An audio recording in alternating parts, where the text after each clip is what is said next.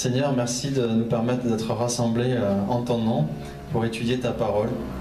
Et merci de bénir Gladys qui va nous l'apporter et de faire que chacun des mots qui sortira de sa bouche soit directement donné par ton Esprit Saint, Seigneur. Et merci de nous bénir au travers de cette étude. Amen. Amen. Alors aujourd'hui, exceptionnellement, c'est moi qui fais à la place de papa. Parce que exceptionnellement, il n'est pas là. Donc c'est moi qui prends le relais. Et aujourd'hui, on va parler du royaume de Dieu. Alors pour commencer, on va donner une petite définition.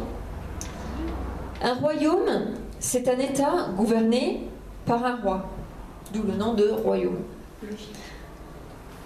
Nous pouvons faire un parallèle entre ce que nous voyons du fonctionnement d'un État humain et le royaume de Dieu.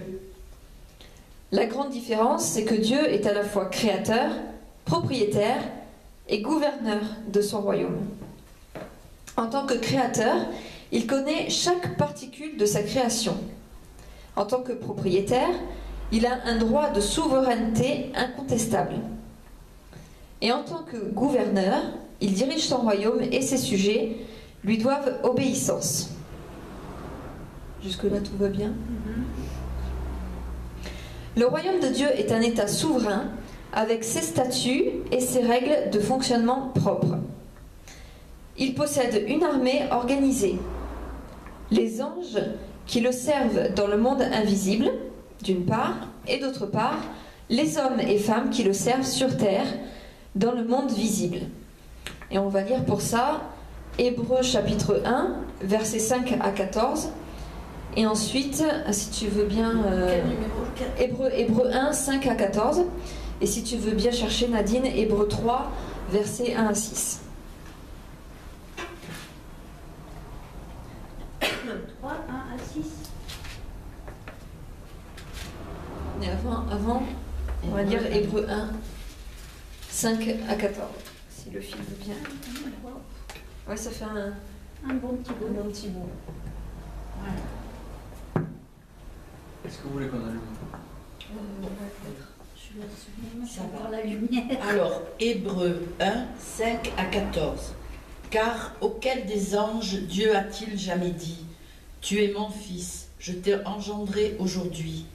Et encore, je serai pour lui un père et il sera pour moi un fils. Et lorsqu'il introduit de nouveau dans le monde le premier-né, il dit que tous les anges de Dieu l'adorent.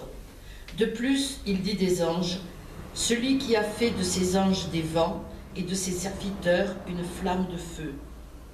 Mais il a dit au Fils, ton trône, ô Dieu, est éternel. Le sceptre de ton règne est un sceptre d'équité.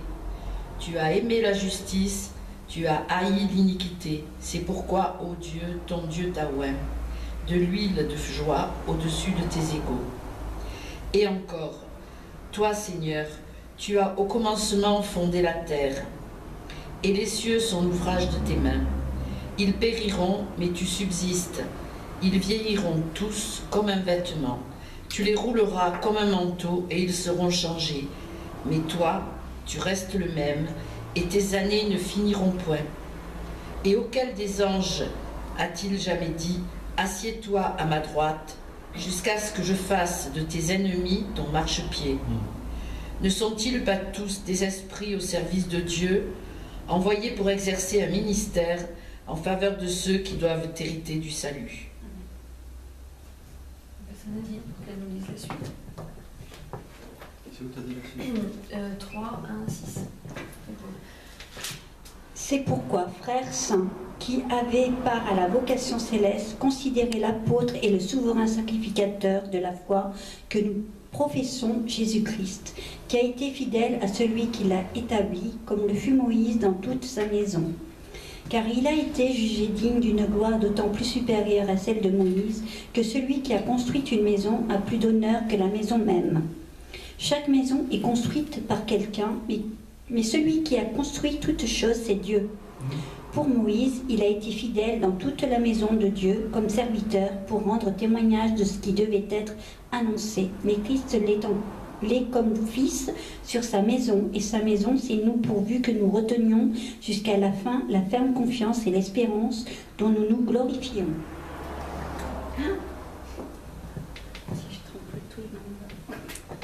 Donc voilà, donc on voit bien à travers de ces deux versets que aussi bien les anges que nous en tant que chrétiens faisons partie du royaume de Dieu et qui plus est de son armée. Alors le royaume de Dieu possède un pouvoir législatif, c'est la parole de Dieu qui est la Bible. C'est une parole vivante, elle peut juger, donner des décrets, elle établit les normes de vie du royaume de Dieu. Ce royaume a aussi un gouvernement exécutif. Sous l'autorité du Saint-Esprit, il applique une politique royale, tant en ce qui concerne la politique intérieure, avec ses ministères et leurs ministres. On va pouvoir lire Éphésiens chapitre 4, versets 1 à 12. Donc tant en ce qui concerne la politique intérieure qu'en ce qui concerne la politique extérieure, qui possède aussi son ministère et ses ambassadeurs. Et là, on lira 2 Corinthiens 5, versets 14 à 21. 5, 14 à 21. Éphésiens 4, 12. C'est ça? 1 à 12. Éphésiens 4, 1 à 12. Ah, quand même. Donc je vous exhorte donc, moi, le prisonnier dans le Seigneur, à marcher d'une manière digne de la vocation qui vous a été adressée. En toute humilité et douceur, avec patience, supportez-vous les uns les autres avec amour, en vous efforçant de conserver l'unité de l'esprit par le lien de la paix. Il y a un seul corps et un seul esprit, comme vous aussi vous avez été appelés à une seule espérance, celle de votre vocation. Il y a un seul Seigneur et une seule foi, un seul baptême, un seul Dieu et Père de tous, qui est au-dessus de tous, parmi tous et en tous. Mais à chacun de nous, la grâce a été donnée selon la mesure du Christ, selon la mesure du don de Christ. C'est pourquoi il est dit, il est monté dans les hauteurs, il a emmené des captifs et il a fait des dons aux hommes. Or, que signifie il est monté, sinon qu'il est aussi descendu dans les régions inférieures de la terre? Celui qui est descendu, c'est le même qui est monté au-dessus de tous les cieux, afin de remplir toutes choses. C'est lui qui a donné les uns comme apôtres, les autres comme prophètes, les autres comme évangélistes, les autres comme pasteurs et docteurs, pour le perfectionnement des saints, cela en vue de l'œuvre du service et de l'édification du corps du Christ. Donc voilà pour ce qui concerne la politique intérieure et le ministre et les ministres et le ministère de la politique intérieure de Dieu. Et maintenant on va lire 2 Corinthiens 5 versets 14 à 21 pour la politique extérieure.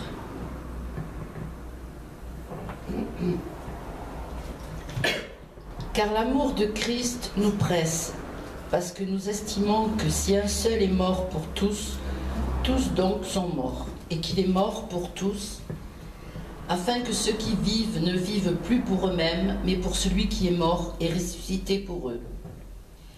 Ainsi, dès maintenant, nous ne connaissons personne selon la chair, et si nous avons connu Christ selon la chair, maintenant nous ne le connaissons plus de cette manière. Si quelqu'un est en Christ, il est une nouvelle créature. Les choses anciennes sont passées. Voici, toutes choses sont devenues nouvelles. Et tout cela vient de Dieu qui nous a réconciliés avec lui par Christ et qui nous a donné le ministère de la réconciliation. Car Dieu était en Christ, réconciliant le monde avec lui-même, en n'imputant point aux hommes leurs offenses, et il a mis en nous la parole de la réconciliation. Nous faisons donc les fonctions d'ambassadeurs pour Christ, comme si Dieu exhortait par nous. Nous vous supplions, au nom de Christ, soyez réconciliés avec Dieu. Celui qui n'a point connu le péché, il l'a fait devenir péché pour nous, afin que nous devenions en lui justice de Dieu.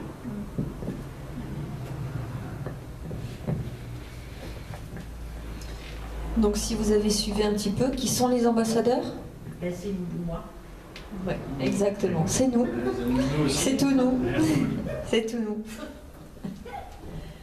Dieu, Père, Fils et Saint-Esprit, gouverne son royaume et le conduit dans son plan avec une parfaite harmonie. Chacun exerçant son ministère souverainement dans une unité parfaite et complète. C'est quelque chose donc qui nous est confirmé par les versets de Jean 14, versets 1 à 17, Jean 17, versets 1 à 26, mais là on va lire surtout Jean 16, versets 5 à 15.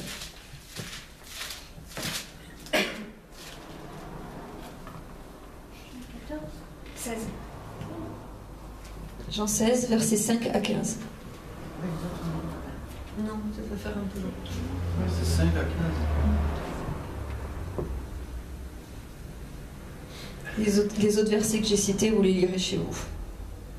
15 à 16. 5 à 15. 5 à 15.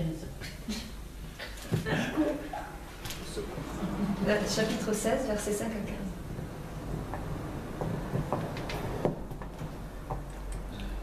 Maintenant, je m'en vais vers celui qui m'a envoyé, et aucun de vous ne me demande « Où vas-tu » Mais parce que je vous ai dit ces choses, la tristesse a rempli votre cœur. Cependant, je vous dis la vérité. Il vous est avantageux que je m'en aille, car si je ne m'en vais pas, le Consolateur ne viendra pas vers vous. Mais si je m'en vais, je vous l'enverrai. Et quand il sera venu, il convaincra le monde en ce qui concerne le péché, la justice et le jugement, en ce qui concerne le péché parce qu'il ne croit pas en moi, la justice parce que je vais à mon Père et que vous ne me verrez plus, le jugement parce que le prince de ce monde est jugé. Jusqu'à 15. J'ai encore beaucoup de choses à vous dire, mais vous ne pouvez pas les porter maintenant. Quand le Consolateur sera venu, l'Esprit de vérité, il vous conduira dans toute la vérité, car il ne parlera pas de lui-même, mais il dira tout ce qu'il aura entendu, et il vous annoncera les choses à venir.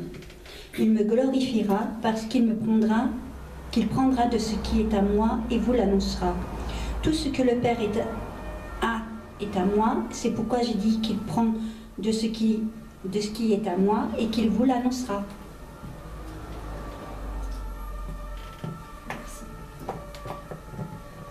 À cause du péché en Éden, l'homme a été chassé du royaume de Dieu, dont le jardin d'Éden était, pour ainsi dire, l'ambassade terrestre. Dieu a dû fermer l'ambassade pour un temps. Mais au travers d'Israël, Dieu a établi une autre ambassade en Canaan. Il y eut une succession d'ambassadeurs, plus ou moins fidèles, mais aucun ne put pleinement répondre aux exigences du roi, jusqu'à ce qu'il envoie son propre fils comme ambassadeur. Et ça, on peut lire Hébreux 7, versets 11 à 28. Matthieu 7. Hébreux. Hébreux 7. C'est bien dit. Oui, c'est dit. 11 à 28. Hébreux 7, 11 à 28. Si tu veux pas tout lire, après je prends. Oui, voilà. Faites une coupure. Je vais faire genre jusqu'à 20. Si donc la perfection avait pu être atteinte par le sacerdoce lévitique, car c'est sur lui que repose la loi donnée au peuple, quel besoin y avait-il encore qu'un autre sacrificateur paraisse selon l'ordre de Melchisédek et non pas selon l'ordre d'Aaron? Car lorsque le sacerdoce est changé, il y a nécessairement aussi un changement de loi. En effet, celui à qui s'appliquent ces paroles appartient à une autre tribu, dont personne n'a été attaché au service de l'autel. Car il est notoire que notre Seigneur est originaire de Juda, tribu dont Moïse n'a rien dit concernant les sacrificateurs. Cela devient plus évident encore quand paraît à la ressemblance de Melchisédek un autre sacrificateur qu'il est devenu non par la loi d'une ordonnance charnelle, mais par la puissance d'une vie impérissable. Car ce témoignage lui est rendu, Tu es sacrificateur pour l'éternité selon l'ordre de Melchisédek.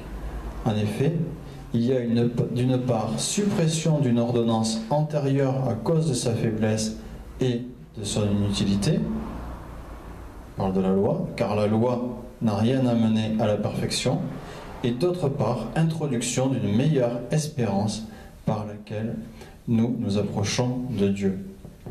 Je te donne pour faire un verset 20-28. Et comme cela n'a pas eu lieu sans serment, car tandis que les Lévites sont devenus sacrificateurs sans serment, Jésus l'est devenu avec serment par celui qui lui a dit « Le Seigneur a juré et il ne se repentira pas. Tu es sacrificateur pour toujours, selon l'ordre de Melchisédek. »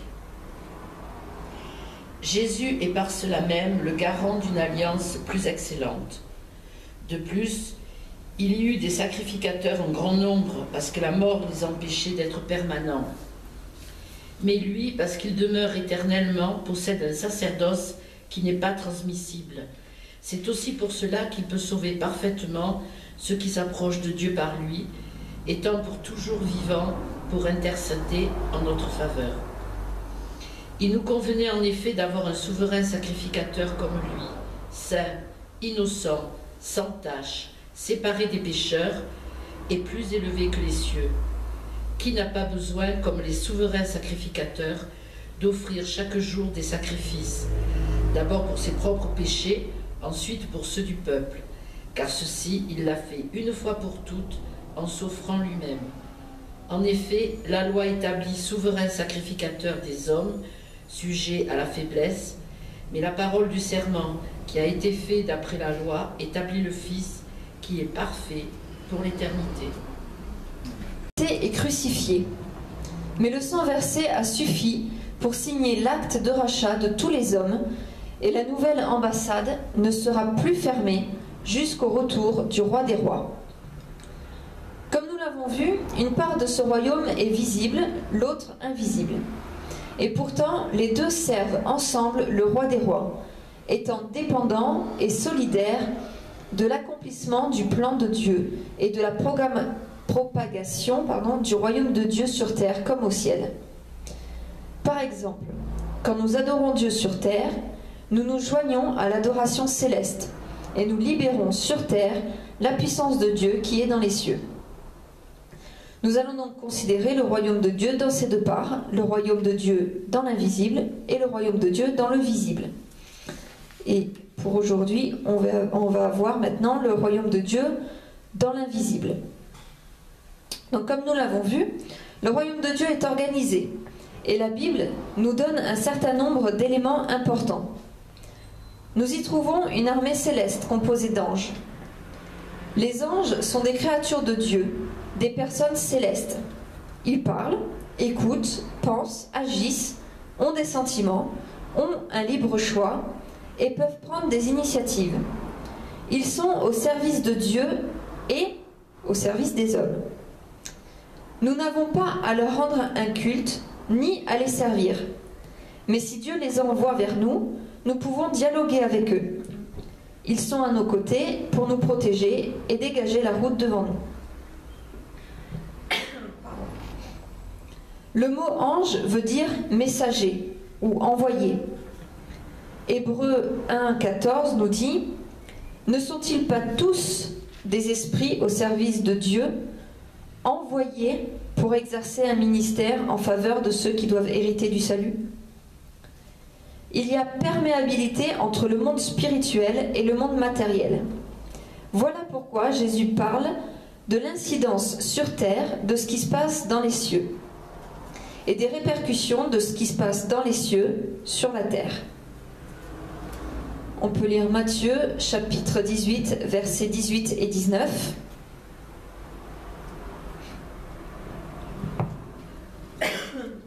Matthieu. Matthieu 18, 18, 19.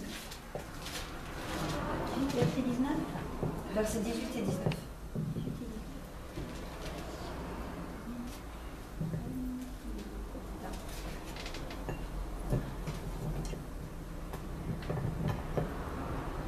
S'il refuse de les écouter, dis-le à l'Église. Et s'il refuse aussi d'écouter l'Église, qu'il soit pour toi comme un païen et un publicain. Ah d'accord. Vas-y, vas-y. Je vais reprendre. S'il refuse de les écouter, dis-le à l'Église. S'il refuse aussi d'écouter l'Église, qu'il soit pour toi comme un païen et un publicain. Je vous le dis en vérité, tout ce que vous lirez sur la terre sera lié dans le ciel, et tout ce que vous délirez sur la terre sera délié dans le ciel. Je vous dis encore que si deux d'entre vous s'accordent sur la terre pour demander une chose quelconque, elle leur sera accordée par mon Père qui est dans les cieux. Car là où 2 ou 3 sont assemblés en mon nom, je suis au milieu d'eux.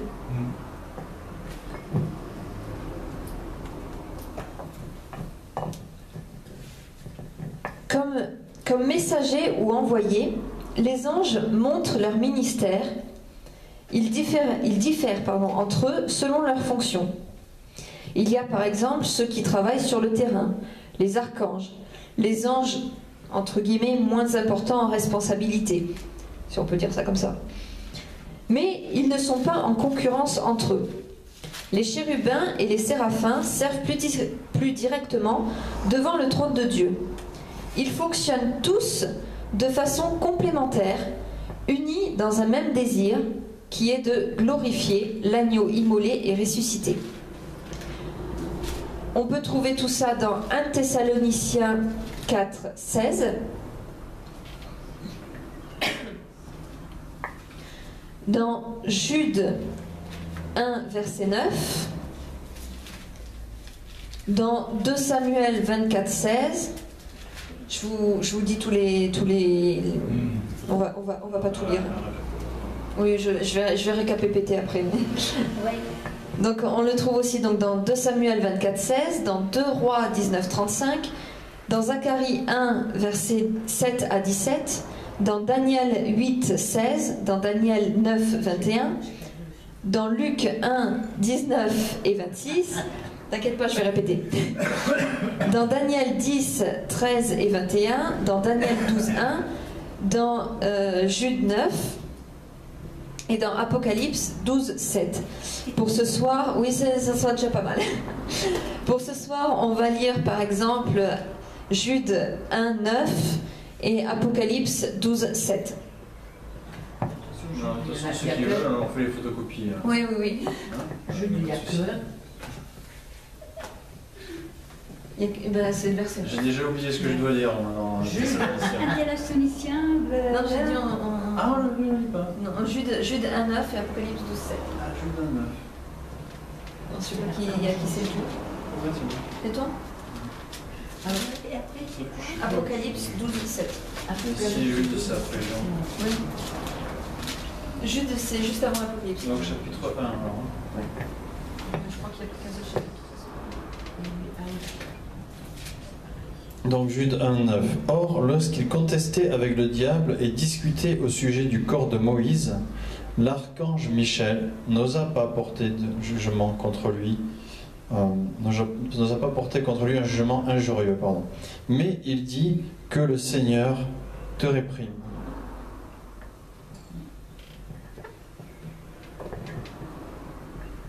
Alors, Apocalypse 12, 7. Il y eut guerre dans le ciel. Michel et ses anges combattirent contre le dragon, et le dragon et ses anges combattirent.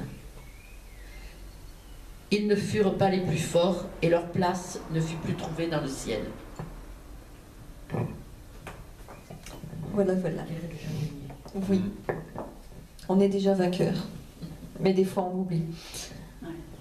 Spectateurs de notre vie ici-bas, les anges prennent une part active à nos côtés. Ils aiment l'adoration car elle élève le Seigneur. Glorifier Jésus est leur préoccupation unique. Les anges aiment la fête et aiment se réjouir. C'est nous, sur terre, qui déclenchons leur réjouissance. Comment ? Eh bien, on va lire Luc 15, verset 10.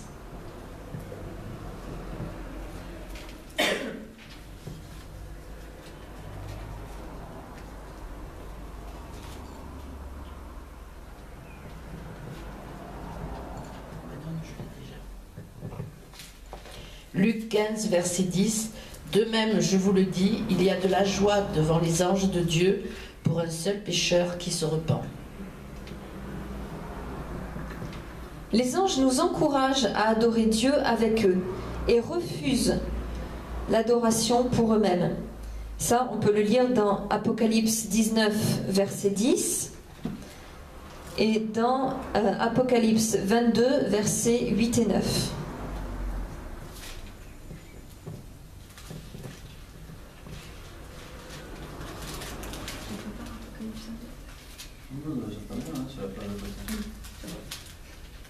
C'est exact.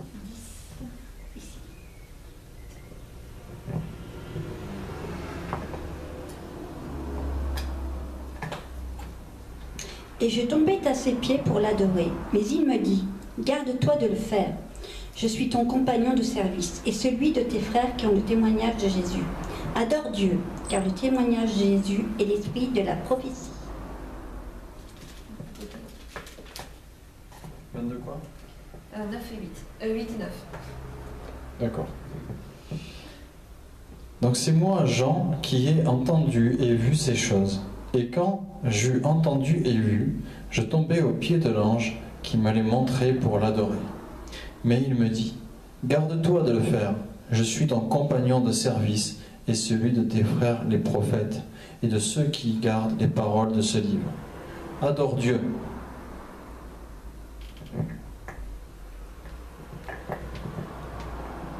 Et dans Colossiens, on va lire aussi dans Colossiens 2, 18 et 19 et 1 Corinthiens 6, 3.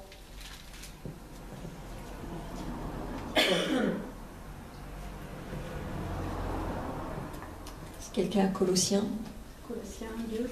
Voilà, Colossiens 2, 18 et 19. Non, mais vas-y. Qu'aucun homme, sous une apparence d'humilité ou par un culte des anges, ne vous ravise à son gré le prix de la course, tandis qu'il s'abandonne à ses visions et qu'il est enflé dans un vain orgueil par ses pensées charnelles, sans s'attacher au chef, dont tout le corps assisté et solidement assemblé par des joints purs et des liens tirent l'accroissement que Dieu donne. Et 1 Corinthiens 6, 3, Ah, je ne l'ai pas, je vais pas chercher. c'est qui là? Simon Denis.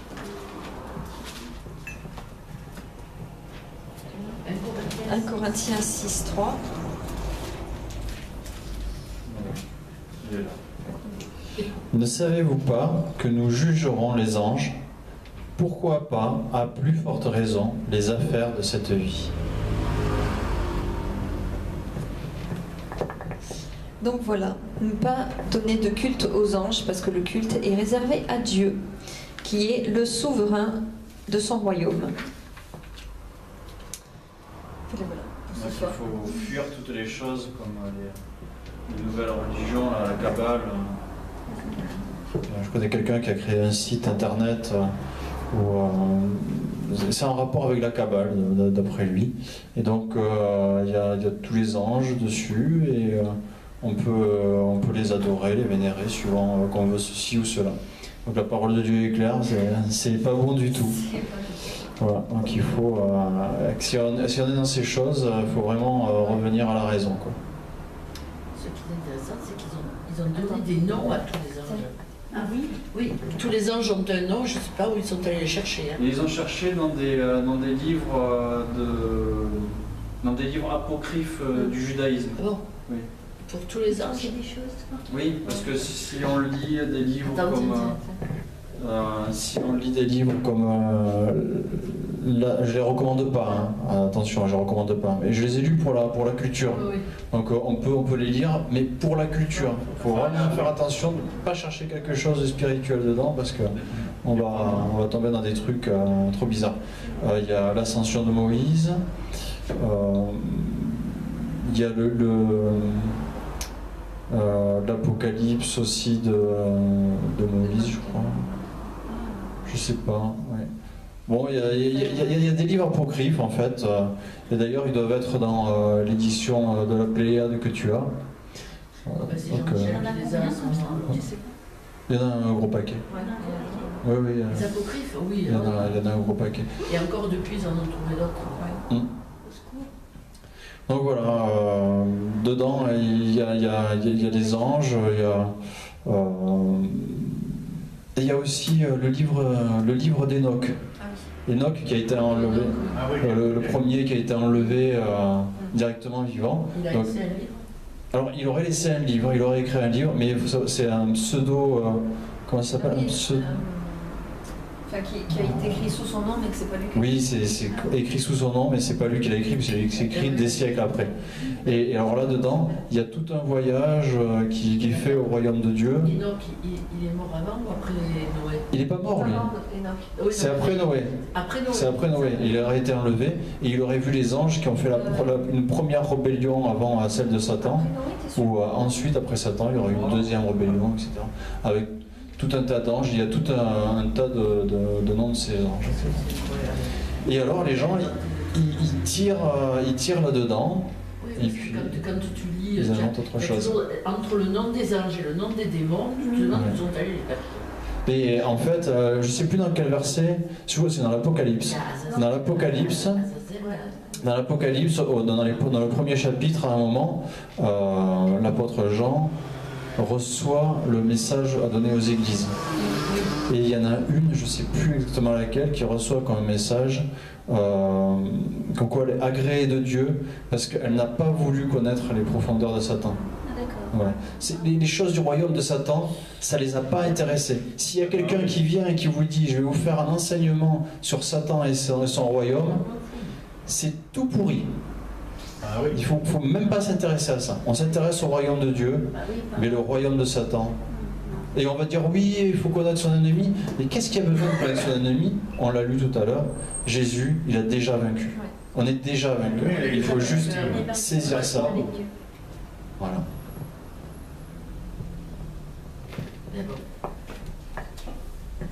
Et pour répondre à ta question de tout à l'heure, Enoch est un ascendant de Noé. Oui, c'est ça, je me suis un peu perdue. Un ascendant. Il y en a plusieurs d'Enoch. Oui, oui. Il est un ascendant de Noé. Oui. Enoch était avant Noé. Ah bon, donc s'il est avant Noé, comment ils ont fait pour écrire ce qu'il avait dit? Ça c'est le mystère, parce que quand même Noé, ils étaient plus que 8. Hein. Noé, sa femme, ses 3 fils et les femmes de ses fils. 3... Oui, ça fait 8. Tu sais compter, hein? Au moins jusqu'à 8. Tu comptes bien. Oui, alors finalement, c'est vrai, s'ils étaient... Comment ont-ils fait pour rapporter les choses qui étaient sans qu'il y ait un esprit qui le... Si l'esprit de Dieu le leur souffle comme à Moïse, de raconter la Genèse et tout ça, d'accord. Mais le premier Kidam venu, il ne pouvait pas écrire... il ne faut pas qu'ils s'écartent, quoi. Voilà. C'est ça. Et surtout, apparemment, enfin moi je ne l'ai pas lu, mais apparemment, il raconte ce qu'il a vécu après son ascension, c'est ça? Tu disais? Oui, oui. Mais aux dernières enfin, il n'y a rien dans la Bible qui laisse penser qu'il est revenu pour pouvoir expliquer ce qui s'est passé. Oui, il a attendu le donc, début. Donc l'un dans l'autre. Tranquillement assis sur un nuage. Et après, il est redescendu pour nous raconter des Ah, histoires. ben voilà, c'est ça, d'accord. Ah ben voilà, j'avais pas compris. Moi, je me dis quelque chose à neuf. J'ai parlé des dons dedans, là. Oui. Comment tu les reçois, les dons? Moi, je n'arrive pas à comprendre qu'on porte main. Alors, les dons, il faut prier. Oui, là, on change de sujet. Oui. Mais ça fait un peu partie quand même, parce que c'est important pour le royaume de Dieu. J'avais compris les noms. Ah, Ah non, mais là, c'est ce que je... ben, les dons, il faut que tu pries pour que le Saint-Esprit te donne le don, le ou les dons qui... Mais tu as un don, Jean-Baptiste. Ensuite, mais t'en as plein. Si, t'en as T'en as plusieurs. plein. T'en as énormément Plusieurs des dons. dans Jean-Baptiste. Je crois que Ne serait-ce qu'au niveau manuel. Tu les vois pas, tout le monde s'inquiète. Écoute-moi, tu les vois pas, mais les autres le voient. Tu as Tout le plein monde de s'inquiète où Jean-Baptiste, pourquoi il n'est pas Ne là. serait-ce qu'au niveau manuel, tous les travaux manuels que tu fais, il n'y a que toi qui peux les faire. C'est toi qui peux le Et faire. ça, c'est un don. C'est vrai. C'est un don. celui-là. Puis Mais, De toute façon, il n'y a pas écrit. L'accueil et le service aussi, auprès des gens, ça. le témoignage que tu fais Aussi. auprès des gens. Il faut savoir le faire. Alors, C'est un don. c'est vrai que quand on parle des dons, c'est ce dont on parlait mercredi. Ils sont multiples. Quand on parle des dons, on a tendance à se focaliser sur les dons spirituels, donc le don de prophétie, le don de guérison, etc. Oui, mais le royaume de Dieu utilise aussi les talents naturels. Les compétences. Donc les compétences. Ben, si quelqu'un comme Jean-Marc et Julie par exemple qui ont un don pour le spectacle, C'est ça. eh ben ils organisent des choses, ils font des spectacles pour Dieu. C'est aussi un don. Avec les jeunes Voilà. aussi. Et oui, avec les jeunes aussi. Même dans le manuel, parce qu'ils sont manuels aussi. Voilà. Voilà, toi, comme je disais tout à l'heure, toi qui as t'as vraiment un don au niveau des mains pour Gestuel.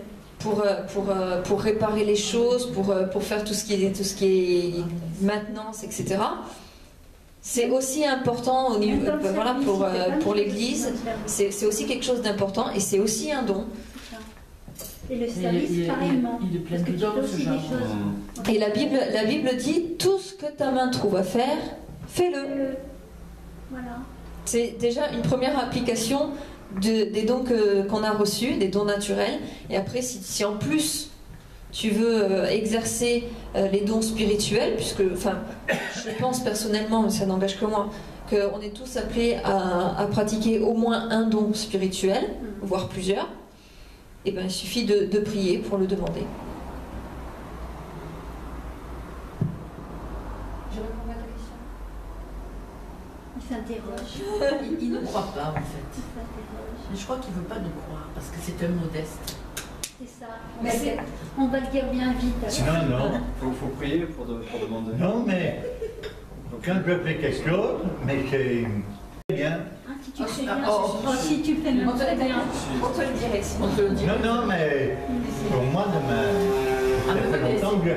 ça fait Oui, mais- longtemps que j'y pas. Mais oui, mais c'est normal que toi, tu n'aies pas la même vision que nous. Oui. C'est ça. C'est C'est logique.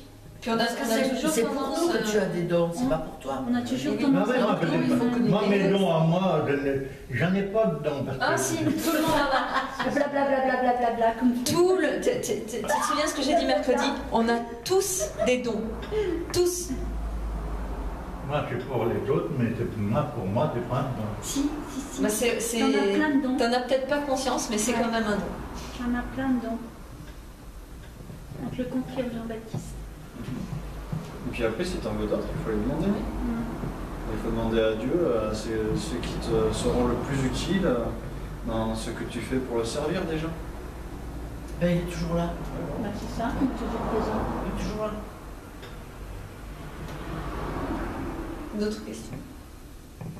Non, ça va. Non? Qui veut prier? Allez, Jean-Baptiste, vas-y.